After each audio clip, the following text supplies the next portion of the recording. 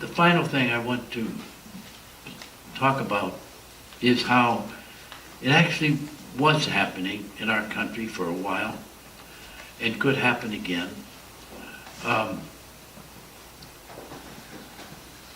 I don't know if you're aware, some of you I know are, a book by James Douglas called The Unspeakable Truth, Why President Kennedy Was Killed, Why It's So Important for You to Know It.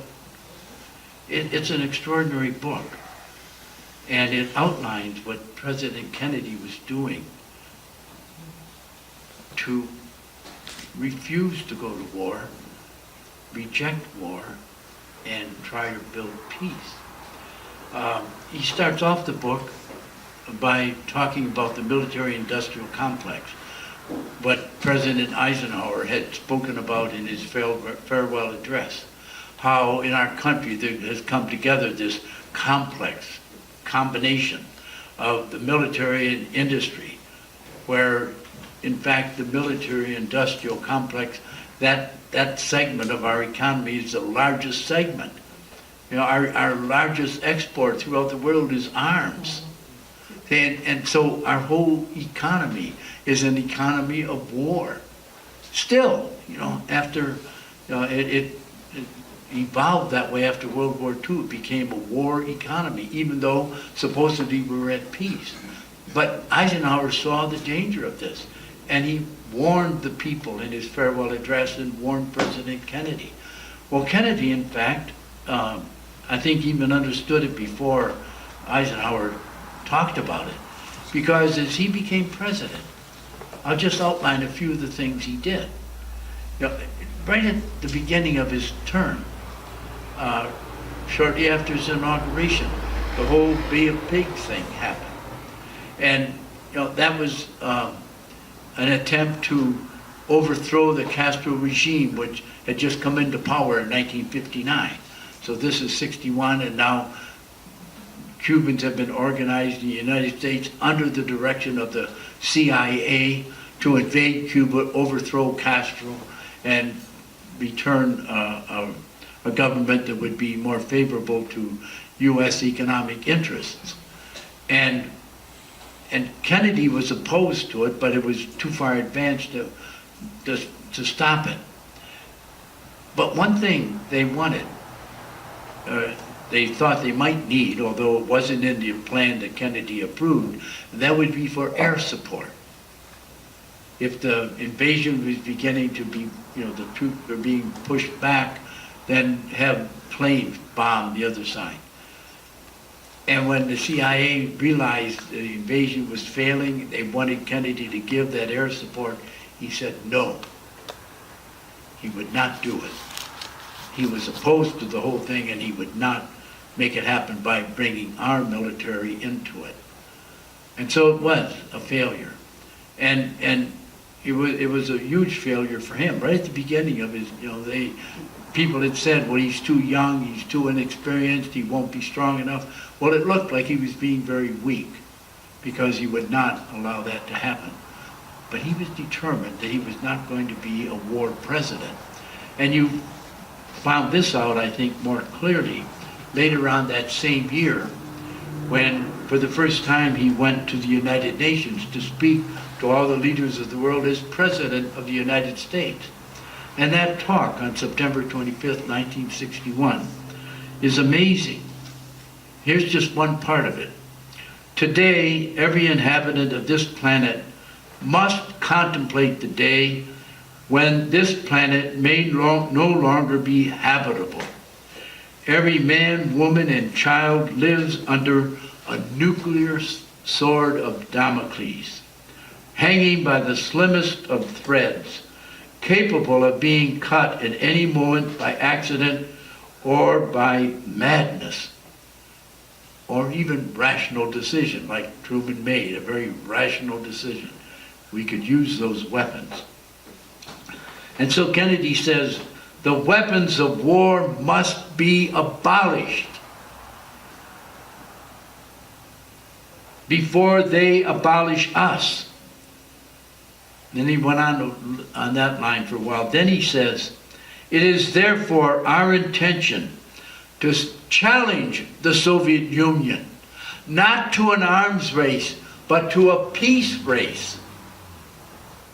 Imagine. See, get out of this arms race. Let's have a race to peace. And he says,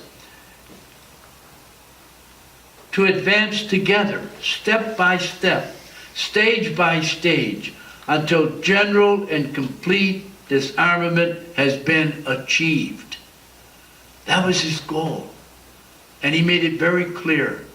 We can wage peace, not war, step by step. And then he began to do it. That was a time when nuclear testing was going on in the atmosphere.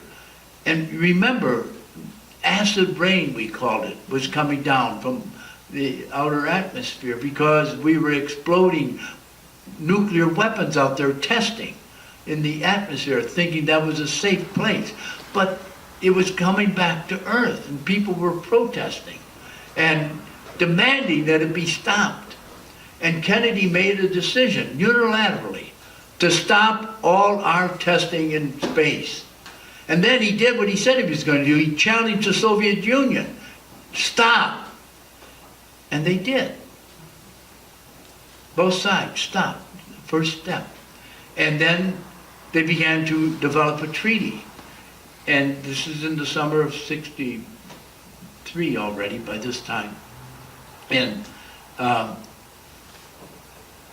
by the end of the summer, he'd got agreement between the Soviet Union and the United States, but it still had to get through the U.S. Senate, so he had to work desperately to get the U.S. Senate to pass that treaty, and they did.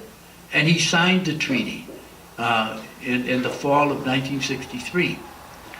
And before that, he had, he had spoken, I should have brought this up, in June of '63 at American University. And that's when he declared the unilateral disarmament, or unilateral stopping of testing in outer space. And that was June of '63. He made that statement. And it was that whole talk of June 1963, people consider it the best one of his whole administration, how he was going to build peace in the world. And that was the first step. Then it was actually confirmed in the treaty and ratified and never been violated since. Now, at the same time, Kennedy was also trying to get disengaged from Vietnam. And there are two national security statements from record shows October 5th and 2nd and October 5th, 1963, President Kennedy issued a formal decision to withdraw American forces from Vietnam. And the author of this says, I documented this 10 years ago in Boston Review and Salon, and in 2007 in the New York Review of Books. This is written by James Galbraith, the historian, was refusing to continue the Vietnam War. And so he was building peace step by step. But then, of course, it all ended on November 22nd, 1963, when he was shot to death. And the thesis of James Douglas's book is that he was killed because he was waging peace. A lot of people would probably say, oh, that's not possible. But I challenge you to read the book and come to your own conclusion.